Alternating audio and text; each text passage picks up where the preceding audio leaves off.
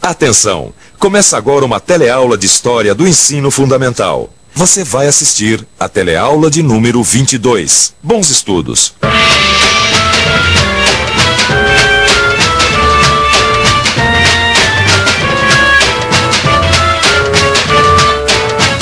Este daqui é o Palácio do Catete, no Rio de Janeiro. Era daqui que os presidentes da República governavam o Brasil, até a troca da capital do Rio de Janeiro para Brasília. Vamos entrar e conhecer o poder por dentro?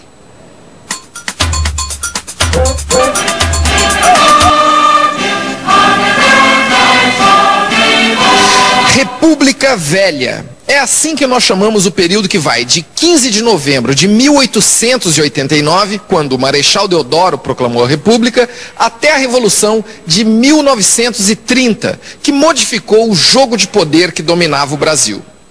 A República Velha foi de 1889 até 1930. Ela pode ser dividida em duas fases. A militar, que durou de 1889 a 1894, e a oligárquica, que foi de 1894 a 1930. A fase militar também é chamada de República da Espada. É uma outra maneira de falar de uma fase comandada por militares. Esta fase durou até 1894.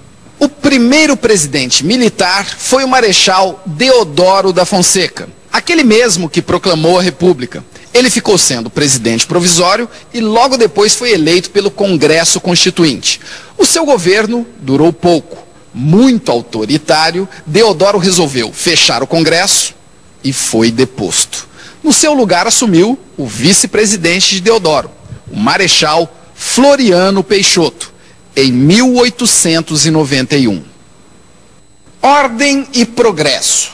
O que isso quer dizer mesmo? Para os positivistas, era tratar bem da população, estabelecendo direitos como saúde e educação.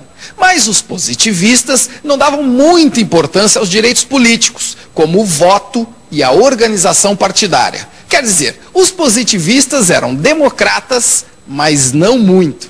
E os positivistas ainda arrumaram brigas com outros grupos do Congresso Constituinte, os conservadores liberais e os republicanos radicais.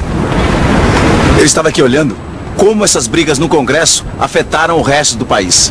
Com a proclamação da República, as províncias passaram a se chamar estados. Ganharam autonomia, isto é, podiam organizar suas próprias constituições. No Rio Grande do Sul, havia um conflito entre os positivistas e os liberais. Um conflito tão sério que acabou em revolução, a Revolução Federalista.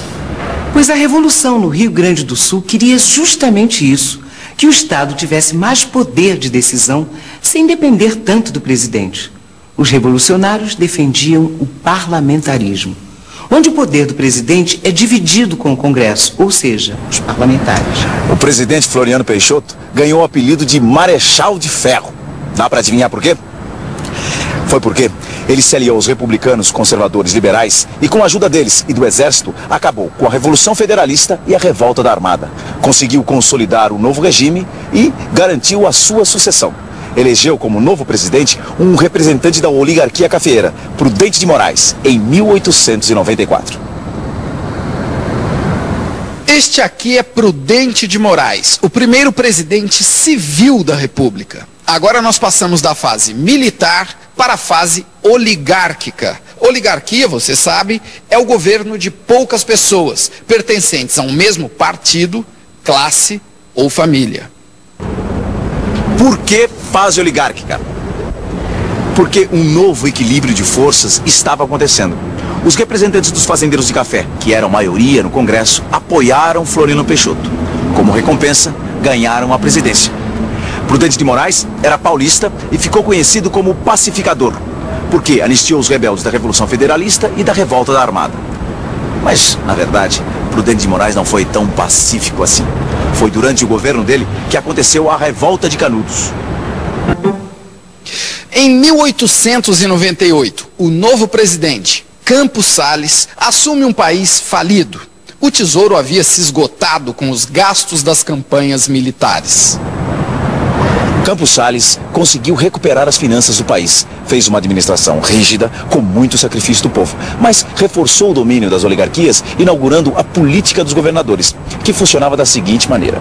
O presidente favorecia os governadores dos estados. Os governadores dos estados favoreciam os coronéis, que por sua vez garantiam o voto dos governadores e dos presidentes. E assim, uma mão O lava a outra. sucessor de Campos Salles foi Rodrigues Alves, que governou de 1902 a 1906. Fez um governo de grandes reformas e grandes polêmicas. Vamos ver algumas dessas reformas. Rodrigues Alves modernizou a cidade do Rio de Janeiro. Construiu a Avenida Central, que hoje se chama Avenida Rio Branco. Nomeou o médico sanitarista Oswaldo Cruz para lutar contra a febre amarela, eliminando águas paradas e cuidando do lixo que dava origem a mosquitos e ratos. A varíola, outra doença comum na época, foi combatida pela vacina.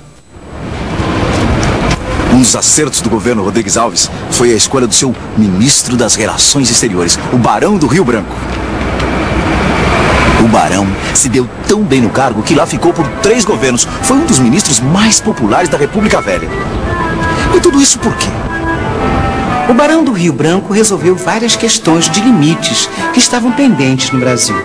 Negociou com a Argentina a região das Palmas, no oeste dos estados de Santa Catarina e Paraná. Graças ao Barão, o Brasil aumentou seu território. Conseguiu negociar o Amapá com a França e ainda comprou o território do Acre da Bolívia.